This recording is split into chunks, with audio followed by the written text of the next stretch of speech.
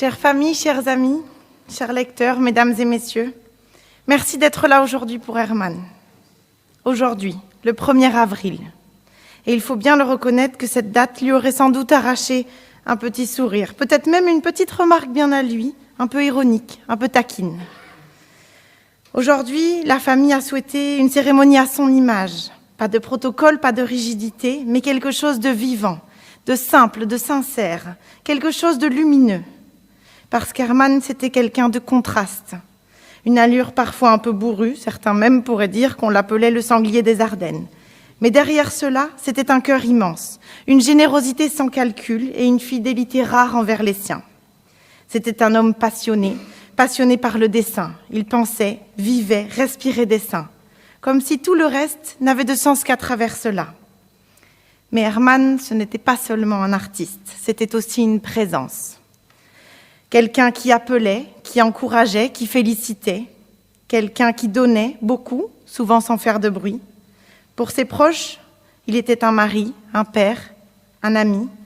Pour ses lecteurs, il était une signature, un trait, un univers. Comme si, à travers ses dessins, il avait trouvé une autre manière de dire ce qu'il ne disait pas toujours avec les mots. Parce que certains parlent avec des mots et d'autres avec des lignes, mais tous racontent une histoire. Et aujourd'hui, c'est justement cela que nous allons faire tous ensemble.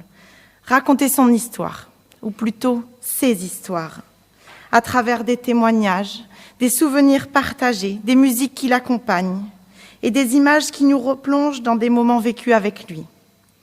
Cette cérémonie va se construire avec vous, au fil des voix, au fil des regards, au fil de tout ce que Herman a laissé en chacun de vous.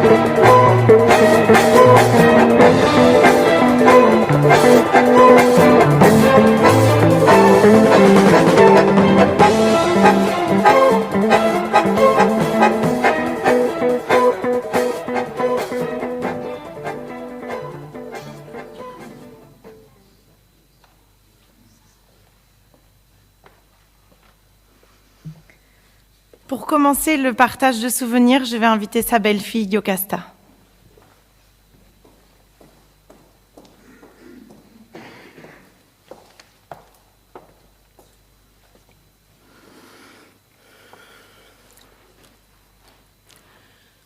mon beau-père.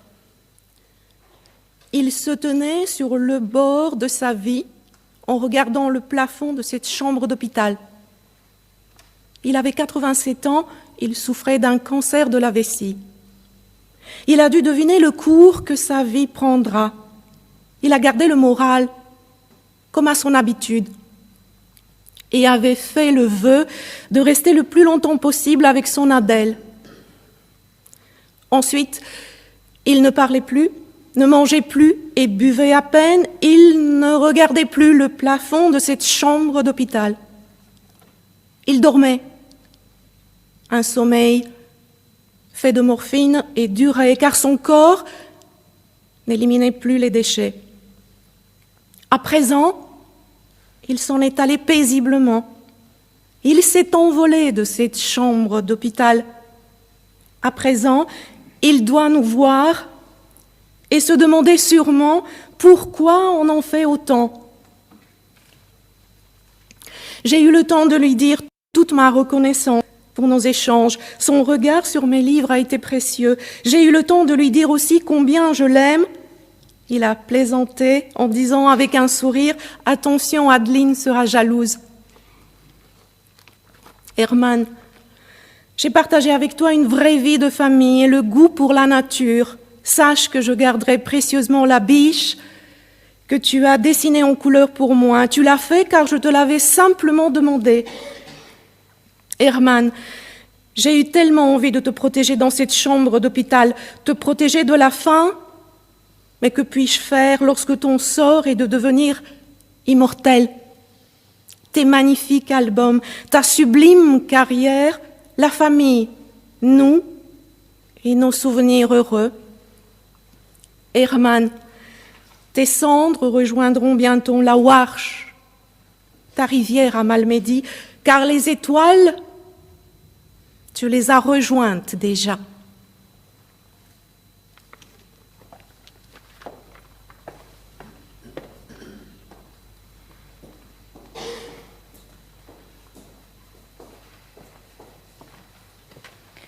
Nous allons poursuivre avec Christian, un ami de la famille.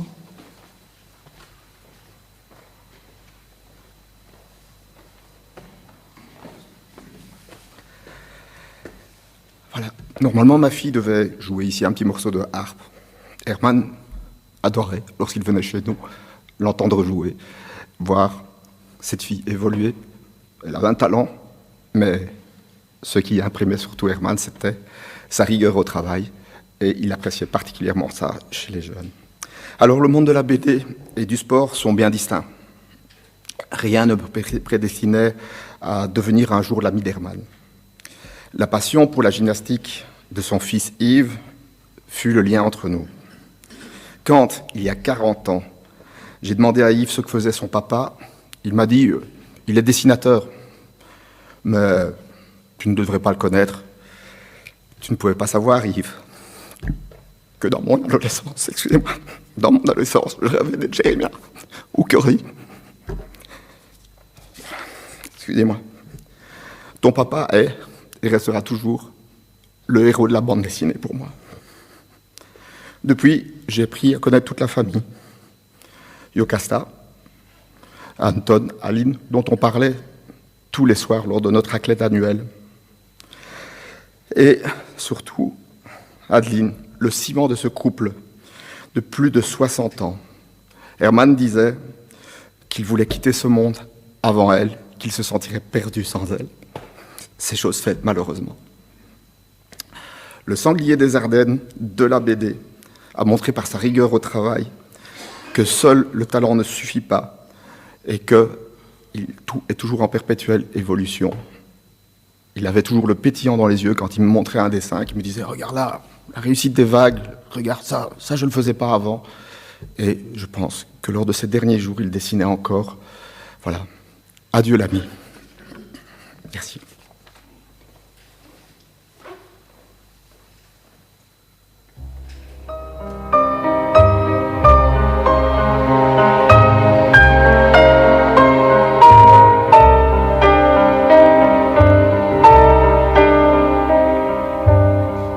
Bien sûr, nous eûmes des orages. 20 ans d'amour, c'est l'amour folle. 1000 fois tu pris ton bagage. 1000 fois je pris mon envol. Et chaque meuble se souvient dans cette chambre sans berceau des éclats des vieilles tempêtes. Plus rien ne ressemblait à rien, tu avais perdu le goût de l'eau et moi celui de la conquête. Mais mon amour, mon doux, mon tendre, mon merveilleux amour, de l'aube claire jusqu'à la fin du jour, je t'aime encore, tu sais, je t'aime.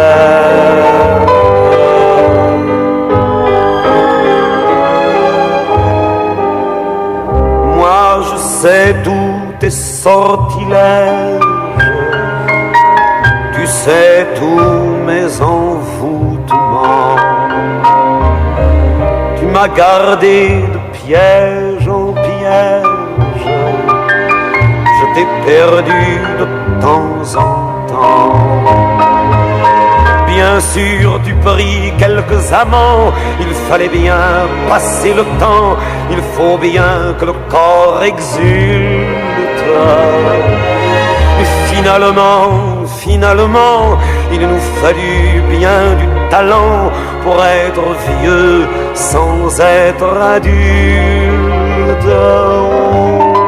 Mon amour, mon doux, mon tendre, mon merveilleux amour, de l'aube claire jusqu'à la fin du jour, je t'aime encore, tu sais, je t'aime.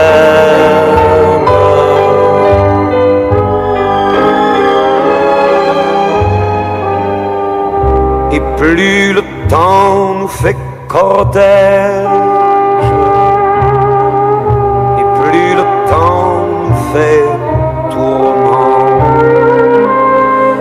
Mais n'est-ce pas le pire piège que vivre en paix pour des amants? Bien sûr, tu pleures un peu moins tôt, je me déchire un peu plus tard, nous protégeons moins nos mystères. On laisse moins faire le hasard, on se méfie du fil de l'eau, mais c'est toujours la tendre guerre. Oh mon amour, mon doux, mon tendre, mon merveilleux amour, de l'aube claire jusqu'à la fin du jour, je t'aime encore, tu sais, je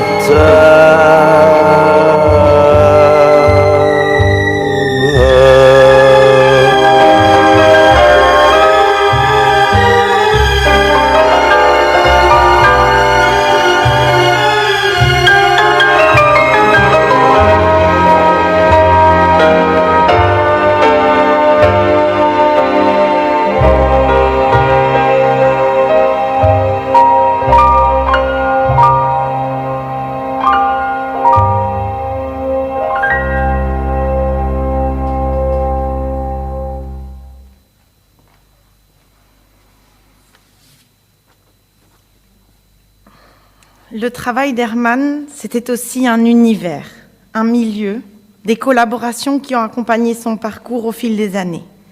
Et parmi celles et ceux qui ont croisé sa route dans ce cadre-là, il y a Gauthier, son éditeur au Lombard, que j'invite à venir prendre la parole.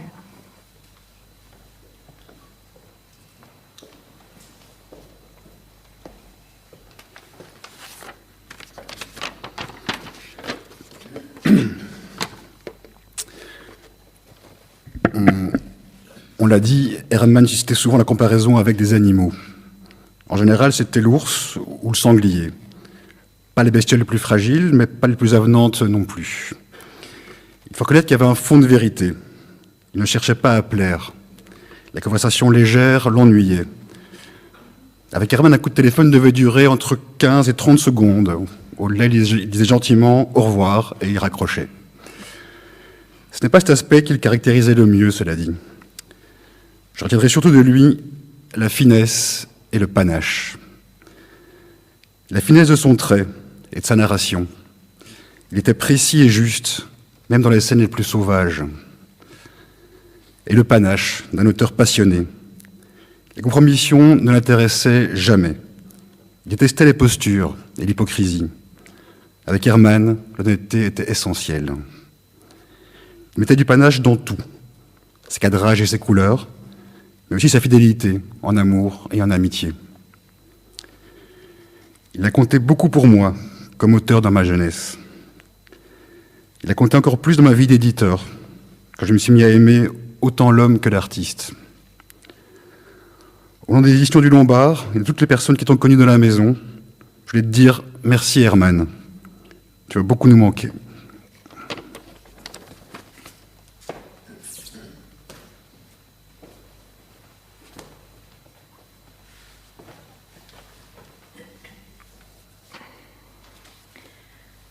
Au-delà de son travail, Herman a touché beaucoup de personnes par ce qu'il était et par ce qu'il faisait naître chez les autres. Certains l'ont rencontré comme ami, d'autres l'ont découvert comme lecteur passionné, et parfois, les deux se sont rejoints. J'invite maintenant François-Xavier, ami d'Herman et grand amateur de bande dessinée, à venir livrer son témoignage.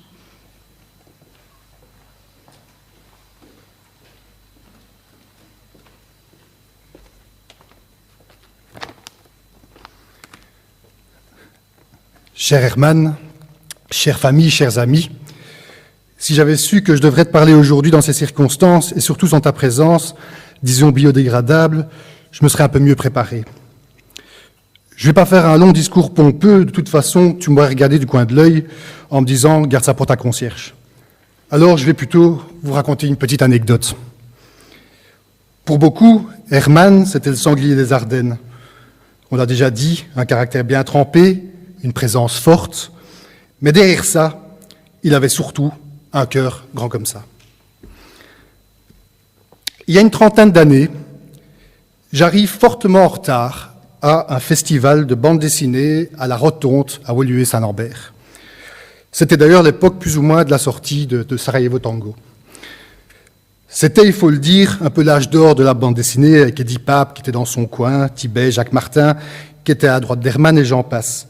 Il faut l'avouer, la queue pour obtenir un dessin d'Herman allait à peu près jusque dans le sud de la France. Et ce que je ne savais pas, c'est que le nombre de dédicaces, à l'époque, était fortement limité, à peu près une cinquantaine. Il fallait un ticket, on va même presque dire un ticket d'or. Je n'avais donc pas de ticket de dédicace, vous l'aurez compris, et je me présente face à lui. On ne se connaissait pas. Il me dit « Où est ton ticket ?» Je lui réponds « j'ai pas de ticket ». Il me dit « Où est ta BD ?» Je lui réponds « Chez moi ». Il me dit « Qu'est-ce que tu fais là ?» Je lui dis « Je voudrais juste que vous me fassiez un dessin dans mon livre d'or ». Alors là, j'avais vraiment mis tous les éléments pour me faire complètement massacrer. Un livre d'or, je ne sais pas si on en fait encore aujourd'hui, mais donc c'était un livre où les artistes, quand ils le voulaient bien, faisaient un dessin un peu plus particulier. Puis il faut reconnaître qu'aujourd'hui, ces livres d'or sont découpés et sont revendus en vente aux enchères. Donc aujourd'hui, je comprends un peu sa réaction. Il me regarde d'abord, il me dit « Écoute, tu es vraiment gonflé. Tu vas revendre le dessin à ta sortie. » Je dis « Non, je ne vais pas le faire. » Je lui réponds « Mais je voulais simplement échanger avec vous. » De toute façon, et là, on était, il faut bien l'avouer, deux sanguins qui s'étaient rencontrés à ce moment-là. Je lui dis, le dessin ne m'intéresse pas, ni la signature, et vexé, je plie 4 à 4 et je m'en vais. Il a dû être étonné de ma réaction, et il avait quelqu'un à sa droite ou à sa gauche qui lui dit, va vite le rechercher.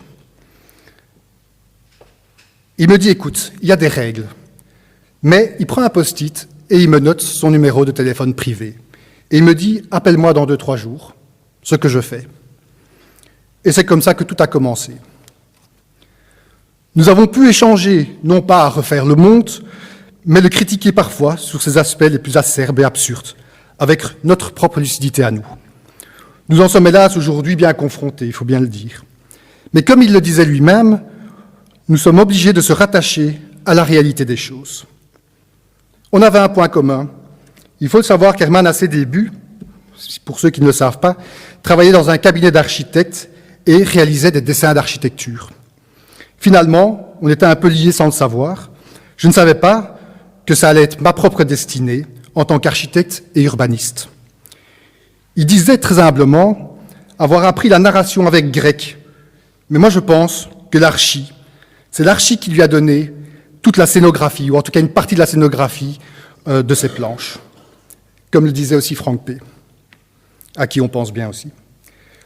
Lors de notre deuxième rencontre, je dis deuxième, parce que pour moi c'était vraiment à ce moment-là quand je l'ai rencontré chez lui, je lui apporte un portrait de lui, moi-même un petit peu dessinateur à mes heures, et très fier, je lui donne. Il me regarde et il me dit « C'est sympa, mais fais-le plus petit, on verra moins les défauts. » Autant vous dire que j'ai été cassé, comme on disait dans un film célèbre, un peu du nord vers le sud sans toucher la Corse. Parce qu'Hermann, c'était ça aussi, une franchise désarmante, mais toujours pour te faire avancer.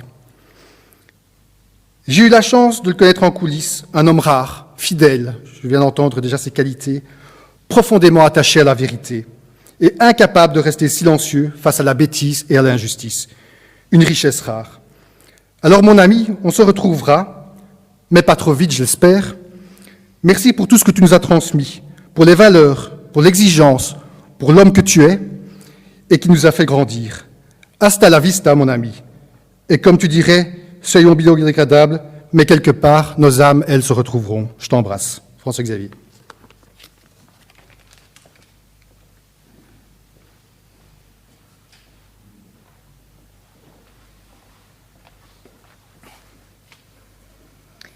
Et nous allons poursuivre avec les paroles de son ami Jean-François.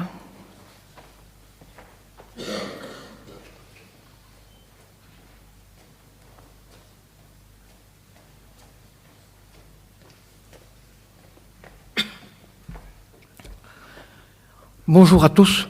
Si j'ai tenu à prendre la parole aujourd'hui, c'est pour vous raconter une anecdote qui m'a beaucoup marqué à l'époque et je trouve que c'est le plus bel hommage que je puisse lui rendre aujourd'hui. Il y a une quarantaine d'années, 85 ou 86, j'allais pour la première fois chez lui pour lui acheter un original. Donc il m'a reçu là où il travaillait d'habitude. Nous avons bien sûr un peu discuté et il était occupé de dessiner la couverture c'était le tome 4 des Tours de Bois-Maury. Et donc la conversation s'est déroulée sur cette histoire. Et machinalement, j'ai mis l'argent sur la table pendant la discussion. Ensuite, quand la conversation a été finie, j'ai pris mon original, je l'ai remercié, je l'ai salué. Je suis sorti, mais comme le bâtiment est relativement loin de la route, j'ai pris l'allée qui menait au trottoir. Et sur le trottoir, j'étais prêt à retourner à la voiture, et là j'entends « Monsieur, monsieur !» Je me retourne, et je vois Hermann occupé à courir derrière moi en brandissant de l'argent. Je dis, tiens, ça c'est quand même bizarre. Je reviens vers lui et il me dit, monsieur, vous avez payé de trop. Je dis, écoutez, on a pris rendez-vous il y a quelques jours et je vous ai demandé le prix. Et moi j'étais persuadé que le chiffre qu'il m'avait donné correspondait à ce que j'avais mis sur la table. Non, non, non, non, non, vous vous êtes trompé et il me rend une partie de l'argent que j'avais déposé sur la table. Là, j'ai évidemment été très impressionné, parce que franchement, c'est une question de correction qu'on ne trouve pas partout. Et donc, ok, merci beaucoup. Et si j'ai voulu en parler aujourd'hui, c'est parce que moi, je n'en ai parlé qu'à mes proches. Connaissant Hermann, ça m'étonnerait qu'il l'ait crié sur tous les toits. Par conséquent, j'imagine que pour vous, c'est une découverte. Pour moi, c'est une très belle découverte. Donc, encore une fois, un grand merci Hermann, et pour ton geste, et pour le plaisir que tu m'as donné à lire tes bandes dessinées. Contrairement aux séances de dédicaces, je ne pourrais pas te dire à la prochaine. La seule chose, c'est que si dans un futur, j'espère pas trop proche, comme l'a dit quelqu'un avant moi, on décide de se retrouver, mais si tu vas dans le paradis des auteurs de bande dessinée, là, je ne pourrai pas te rejoindre parce qu'en matière de dessin, je suis nul d'entre les nuls, et là, on ne va jamais m'accepter. Je vous remercie de m'avoir écouté. Bonne journée quand même.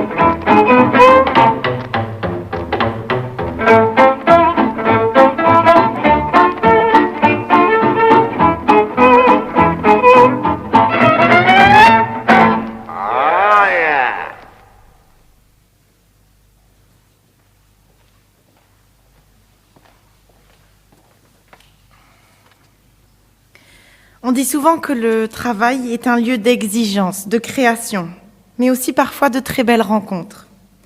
Herman y a croisé des regards, des talents, des complices, et parmi eux, des personnes qui ont compté. J'invite maintenant ses amis Dany, Marc et puis Bernard à venir chacun à leur tour partager quelques souvenirs.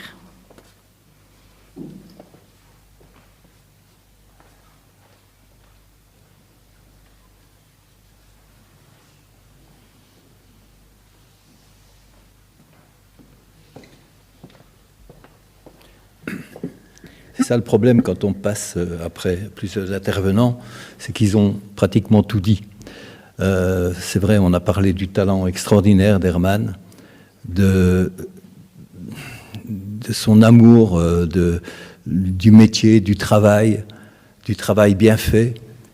Aussi sa générosité. Je croyais que personne n'allait en parler, mais j'aurais voulu souligner sa générosité. Pas beaucoup de gens finalement le savaient parce que c'était pas du genre à faire des dons anonymes et de les signer. Mais donc il avait une générosité naturelle pour ses amis. Il devinait quand quelqu'un était dans des difficultés et il l'aidait spontanément. Mais il l'a fait aussi pour des inconnus parfois. C'était un trait de son caractère. Il aimait les gens. Il avait bien évidemment quelques doutes sur l'humanité, sur le monde qui l'entourait, et ce ne sont pas les événements actuels qui l'auraient fait changer d'avis. C'était quelqu'un pour qui l'amitié comptait énormément. Je dois dire que j'ai beaucoup de difficultés à imaginer qu'il ne soit plus là. Bon, j'imagine que c'est le cas de tout le monde, mais vous vous rendez compte, on était amis depuis 1967. Certains d'entre vous n'étaient pas nés. En fait, quand je regarde la foule, pas beaucoup, en fait. Mais n'empêche, ça fait un sacré bout de temps. Et on partageait la même pièce au studio grec pendant une bonne dizaine d'années. Tous les jours, on était ensemble et je le voyais travailler. Et je vous assure, pour un jeune dessinateur, de voir un collègue qui n'avait que quelques années en plus que moi, mais son boulot était absolument extraordinaire. On peut revoir les pages et les pages au fur et à mesure de sa carrière, mais il a tout le temps évolué. D'ailleurs, c'était son credo. Il voulait absolument, il n'était jamais satisfait en fait du boulot. Il voulait toujours faire mieux, et il a toujours essayé de se mettre non pas en danger, mais en tout cas en position de progresser. C'était vraiment son moteur. Je pense que le travail pour lui était essentiel. Dessiner, c'était vraiment sa vie, c'était vraiment ce qu'il voulait. Cela dit, il était aussi amoureux de la vie. Il avait des tas d'intérêts différents. On a vu une photo, par exemple, où il jouait de la guitare. C'était tout à fait étonnant, mais il a appris la guitare classique, donc ce qui n'est pas le plus facile. Il en jouait d'ailleurs très très bien. Il était intéressé par beaucoup de choses, pas seulement pour le dessin, mais il avait cette faculté de travailler sans arrêt. Il a fait une carrière, comme on le rappelait tout à l'heure, absolument exceptionnelle, plus de 150 albums, et qu'il faisait tout seul, contrairement à certains auteurs qui avaient un décoriste, qui avaient un coloriste, etc., voire les deux, voire un studio carrément. Mais lui, tout seul, il a juste eu un coloriste, Frémont, pendant une dizaine d'années, mais sinon il a toujours fait tout seul. Et une bonne partie de ses albums, il faisait le scénario aussi, enfin pas une bonne partie, mais pas mal d'albums. Il travaillait absolument tous les jours. En tout cas, quand on est ensemble, même après, au studio grec, il travaillait tous les jours. Mais le soir, après le dîner, il retournait dans son atelier encore pour 2 ou 3 heures. Il travaillait 10 heures par jour, tous les jours, ce qui explique peut-être les 150 albums. Il voyageait, oui, beaucoup aussi, mais toujours invité par un festival ou l'autre, un truc comme ça. Il prenait très peu de vacances, en fait. Il en prenait, bien sûr, mais la plupart de ses voyages, c'était des voyages professionnels, en fait. En tout cas, j'avais préparé des tas de choses, mais tout a été dit, à commencer par la dame qui a la première parlé. Elle a très très bien résumé la vie et la carrière d'Hermann. Mais quand on perd un ami depuis aussi longtemps, je vais pas vous raconter tous les souvenirs que j'ai, etc. Par exemple, on allait au cinéma au moins une fois par semaine ensemble, et tous les films on a découvert les films de Sergio Leone ensemble, les westerns de Sergio Leone, et on en parlait pendant des heures, on avait adoré ça. On a partagé des tas de festivals, des dizaines, certains disent même des centaines. Et c'était chaque fois, à la fois des discussions aussi, des rigolades surtout. Pas oublier non plus que pendant des années, tous les vendredis, on allait jouer au billard avec Franquin, Tibet, Bob de Groot, Géry, etc. C'était des parties de billard, mais c'était surtout des parties de rigolade absolument phénoménales, des souvenirs incroyables. C'est ça que j'ai envie de garder de lui. Je suis désolé, j'ai pas préparé, mais de toute façon, tout a été dit sur son travail. Ah si, je voudrais quand même ajouter quelque chose sur sa manière de travailler. Il faisait très peu de croquis d'après nature, mais il avait un regard incroyable, un regard qui scannait les choses, qui comprenait, qui étudiait les choses, et quand il les avait assimilées, eh bien, c'était en lui, et il pouvait reproduire, par exemple, le bateau de Bernard Prince. Je ne sais pas si vous vous souvenez du Cormoran. Il avait quelques photos, il les a regardées, mais je ne l'ai jamais vu avec des photos de ce bateau devant lui quand il dessinait. Il l'avait assimilé, il l'avait imprimé, il l'avait scanné, et donc il pouvait dessiner ce bateau dans toutes les positions sans document, parce que c'était dans sa tête, et tout était comme ça. Je l'ai vu une fois observer un éboulis de rochers comme ça, et il regardait ça pendant quelques minutes, enfin un bon bout de temps. Je dis, mais tu fais quoi? Mais regarde, tu vois comment les rochers tombent, etc. Et il expliquait, il avait compris le mécanisme des rochers qui dégringolaient. Et donc, il avait assimilé, ce qui fait qu'il pouvait reproduire ces rochers autant de fois qu'il le voulait. C'était en lui. Il savait comment ça fonctionnait, exactement comme pour les troncs d'arbres, etc. Enfin, il regardait, il observait, il étudiait et il assimilait la manière dont les arbres poussaient, par exemple. Mais c'était la même chose pour les expressions, pour les attitudes, pour tout. En fait, c'était en lui. Il dessinait absolument, de manière absolument incroyable, avec des angles de prise de vue, un cadrage fantastique, mais il pouvait tout dessiner, parce que c'était quelque chose qu'il avait étudié. Donc il avait à la fois ce talent incroyable de dessinateur, mais aussi cette intelligence de comprendre les choses. C'est comme ça que je vais me souvenir d'Hermann, mais surtout sa générosité et sa gentillesse qu'il camouflait évidemment sous des dehors un peu rudes, parfois un peu rugueux même. On parlait beaucoup, on l'a beaucoup comparé au sanglier des Ardennes. Ça, c'était une expression de grec qui disait Hermann, c'est comme le sanglier des Ardennes, avec la différence que quelquefois il y a une lueur d'humanité dans l'œil du sanglier. Mais il s'aimait beaucoup, En tout cas, c'est un grand bonhomme qui a compté énormément pour moi, et je sais que pour beaucoup d'auteurs, ils lui doivent beaucoup, en fait. Voilà, merci.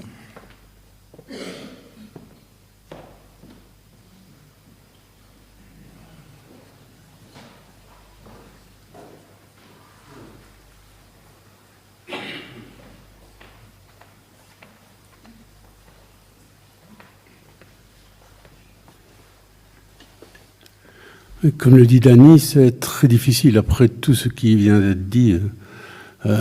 Au départ, je ne voulais pas parler, c'est mon épouse qui m'a convaincu de le faire en disant « Hermann a tellement représenté pour toi ». Donc, que dire? Je vais essayer de... Ma toute première rencontre avec Hermann, je ne connaissais pas son travail. J'avais 15 ans, j'avais été proposé des planches au Lombard et j'avais été reçu par Philippard à l'époque, qui avait regardé les pages. C'était très drôle, il m'avait dit on dirait de l'Hergé. C'est complètement démolé maintenant. Il m'a sorti des pages, il m'a montré des pages d'Hermann. Et j'ai eu une baffe dans la figure. Je suis rentré chez moi, j'ai commandé chez le libraire 2 années de Tintin et j'ai passé mon temps à essayer de recopier les pages le plus fidèlement possible pour apprendre la façon dont il faisait les choses. Pendant longtemps, je n'ai pas osé aborder Hermann. D'ailleurs, la première fois où on a eu une conversation, c'est lui qui est venu me trouver. Et c'était au Centre belge de la bande dessinée. Et ça montre un peu le personnage avec tout ce qu'il a de... que certains pouvaient en avoir peur. Moi, au premier, j'en ai eu longtemps peur. Il y avait un repas qui était prévu, il y avait toute une série de tables rondes. Il est venu vers moi, il m'a dit « J'aimerais bien que tu viennes manger à ma table ». J'étais vraiment impressionné, je n'en revenais pas. Et on s'est assis, il y avait mon épouse, il y avait Herman, moi, c'était des tables, je ne sais pas, de 8-10 personnes, et il a rejeté toutes les personnes qui voulaient, il voulait parler seul avec moi. Quand on admire quelqu'un dans son enfance et qui, enfin bon, il était vraiment d'une très particulier. Là, une fois dont je me souviens aussi très fort, c'est la première fois où on a vraiment longuement discuté. Il me disait, je m'ennuie dans mon travail. Je lui dis, tu t'ennuies dans ton travail? Il dit, oui, je tourne en rond. Et c'était en plein milieu des Bois Maurice, à l'époque où chaque page était un chef-d'œuvre. Et je croyais qu'il se foutait de ma gueule. Non, vraiment. Et peu de temps après, il est passé à la couleur directe. Et c'est vrai, bon, ça a été beaucoup dit, il n'a jamais cessé d'évoluer. Et moi, j'ai été vraiment impressionné par, dans ses derniers bouquins, Les Brigantus, parce qu'il se servait vraiment de son dessin. Il ne racontait plus une histoire, il racontait les tourments du personnage, il racontait la dureté de l'époque. C'était vraiment devenu un dessin qui était uniquement psychologique. Et ça, c'était vraiment hallucinant. Voilà, c'est vrai qu'il a tout le temps été voir ailleurs, quoi. Et c'est énorme quand on pense que dans tous ses albums, à 87 ans, bon, je n'ai pas vu ce qu'il a fait à 87 ans, mais il y avait un pouvoir de sortir des choses qui jamais n'avaient été faites, ni par lui, ni ailleurs. C'était vraiment impressionnant. Et pour parler aussi de sa générosité, il m'a 2-3 reprises téléphoné en me demandant « Est-ce que tu pourrais me donner le numéro d'un tel ?» Bon, quand j'avais, je lui donnais. Je ne demandais pas pourquoi. J'étais parfois un peu surpris parce que...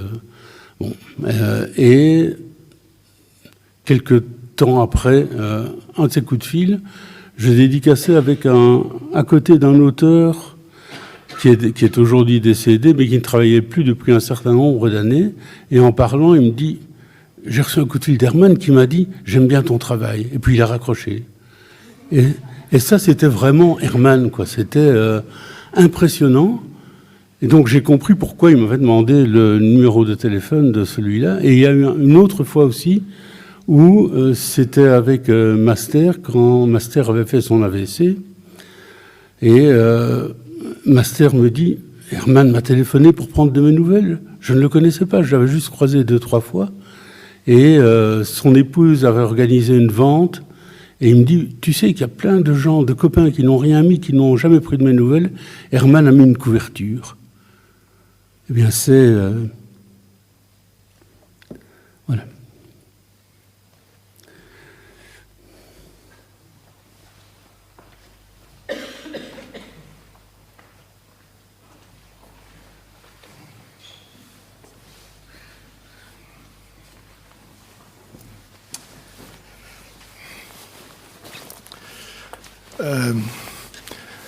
Je vais être obligé d'improviser.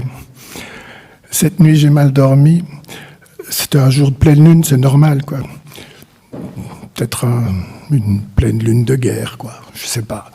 Alors, je vais essayer de raconter une anecdote de comment j'ai rencontré pour la première fois Herman. Ça commence par le fait que, à 13 ans, je vois une expo de BD à Saint-Luc, et j'y vais, et je tombe sur Jean-Marie Brouillère, un scénariste et dessinateur d'Espirou qui avait 14 ans de plus que moi, et qui me dit « Tu veux faire de la BD, toi ?» Moi, je réponds « Oui. » Enfin, j'aurais peut-être dit, si ça avait été un metteur en scène de cinéma, peut-être que j'aurais dit « Oui, je veux faire du cinéma, je sais pas, moi. » Je faisais de la BD depuis l'âge de 7 ans, mais je savais pas que c'était un métier, quoi. Et donc, il me dit « Si tu veux, tu viens à mon atelier et tu vas apprendre le métier, quoi. » Tu viens tous les samedis et tu apprends le métier. Et la première fois que j'y vais, il me dit « Qu'est-ce que tu aimes en BD ?» Pourrait savoir qui je suis. Il me dit « Franquin, Hergé et tout. » Et moi, bon, franchement, Tintin, Milou, même Gaston, j'imaginais même pas qu'une main l'avait dessiné, quoi. J'avais lu, ça m'avait fait rire, etc. mais je voyais pas tellement la notion d'auteur, parce que il y en avait qu'un qui était un vrai auteur. C'était un jeune, quoi, qui avait commencé en 67, moi, lecteur de Tintin. Bah oui, j'avais suivi les premiers dessins. C'était Herman, quoi. C'était mon idole absolue, quoi.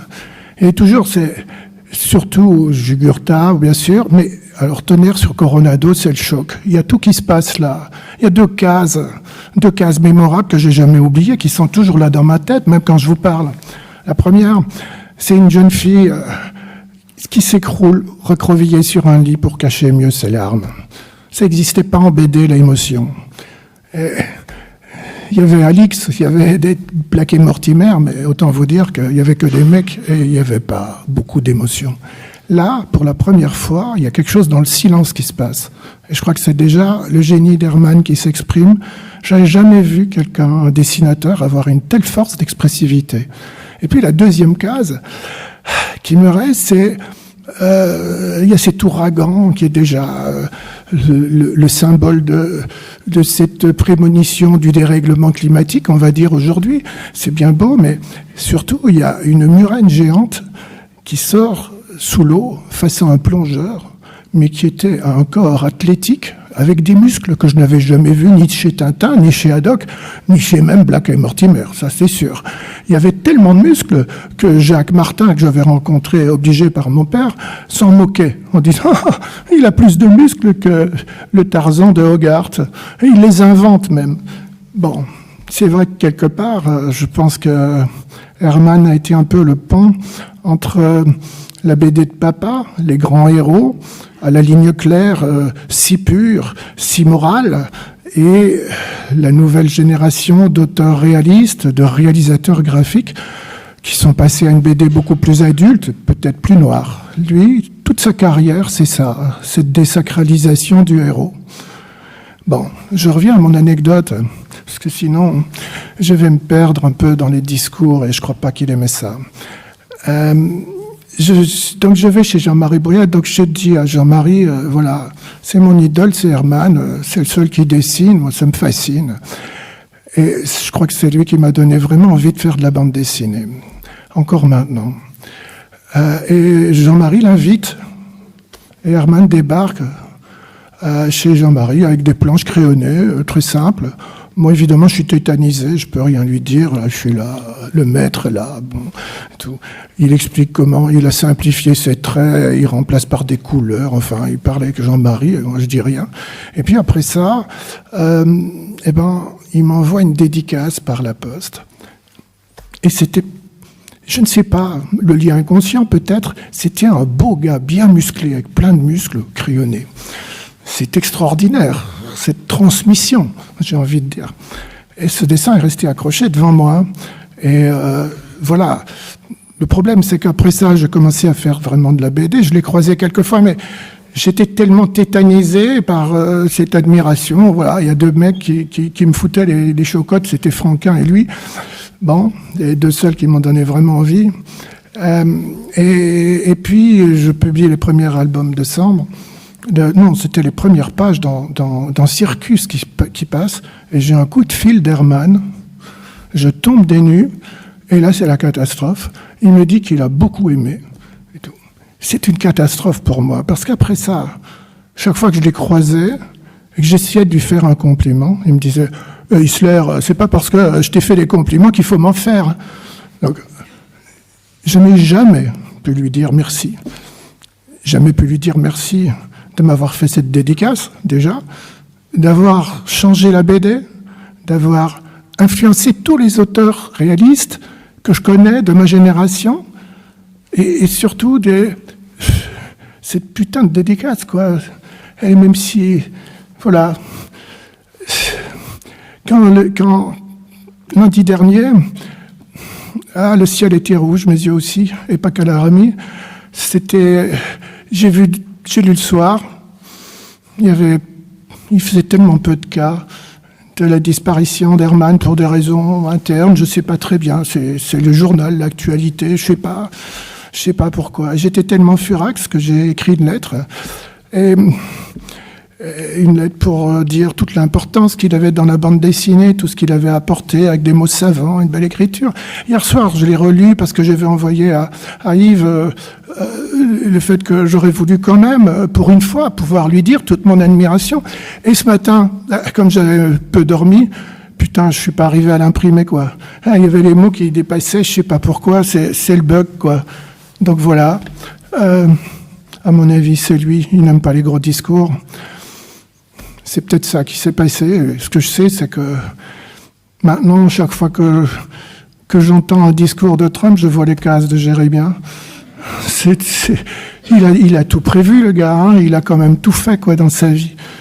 Allez, salut mon pote. Merci pour tout.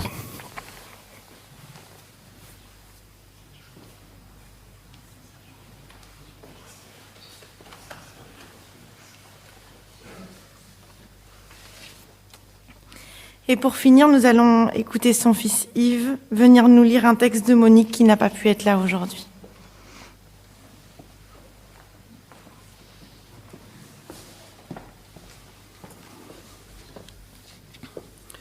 Oui, donc Monique est une amie de la famille.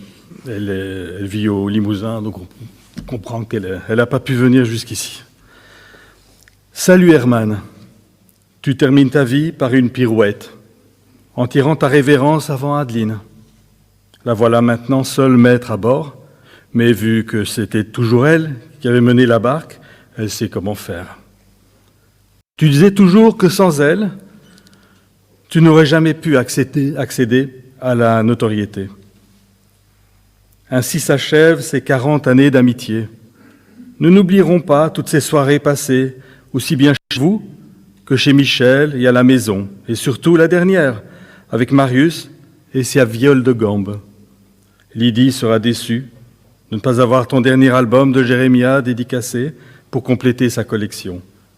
Nous te souhaitons un heureux séjour au royaume de tes héros. Et je terminerai par un petit mot personnel. Rassurez-vous, il sera très court.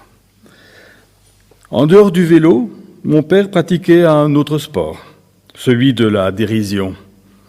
Il rigolait de tout. Dans ce monde chaotique, c'était sa façon de tenir le coup. Si son humour était caustique, dans ses albums, il passait en mode potache, dans la vie quotidienne, en balançant des vannes moisies et des jeux de mots pourris, surtout des jeux de mots pourris. Alors, si vous avez un jour le blues dans ce monde de plus en plus toxique, pensez à lui.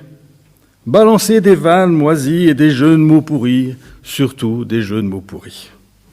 Merci.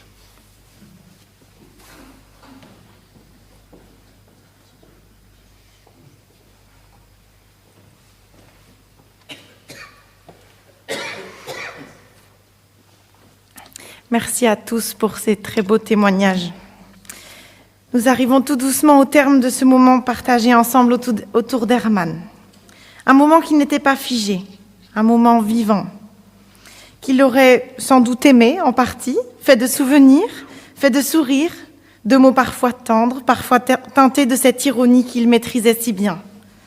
Et finalement, en vous écoutant tous, en le faisant revivre à travers vos histoires, on comprend que Herman n'a jamais cessé de raconter. Simplement aujourd'hui, ce sont vos voix qui ont pris le relais. Comme l'écrivait Albert Camus, créer, c'est vivre deux fois. Et Herman, à sa manière, a vécu intensément, à travers son regard, à travers ses dessins, mais à travers aussi tout ce qu'il a donné, souvent discrètement, à ceux qui l'entouraient. Alors quand il vous manquera, ouvrez l'une de ses œuvres. Laissez-vous emporter dans une de ces histoires ou simplement fermez les yeux et replongez dans les vôtres. Et surtout, souvenez-vous. Souvenez-vous de son humour, souvenez-vous de son regard un peu malicieux sur le monde. Souvenez-vous de sa passion, de cette manière qu'il avait de ne jamais vraiment s'arrêter de créer. Inspirez-vous de sa bienveillance, de son authenticité et continuez à faire vivre à votre manière ce qu'il a semé en vous. Dans quelques instants, vous pourrez vous approcher vers son cercueil afin de déposer le geste de votre cœur, que ce soit une main posée, un regard, un merci, simplement être là encore un peu. Vous trouverez également des crayons et des marqueurs tout près du cercueil. Si vous le souhaitez, vous pourrez écrire un mot, faire un petit dessin, l'accompagner autrement.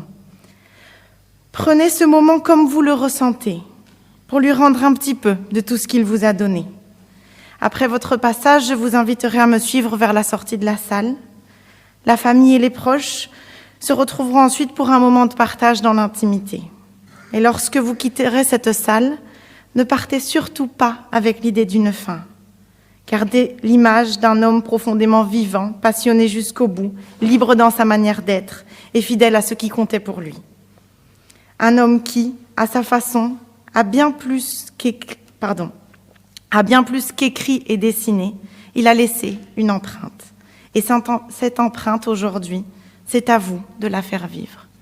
Mesdames et messieurs, je vais vous inviter à vous lever.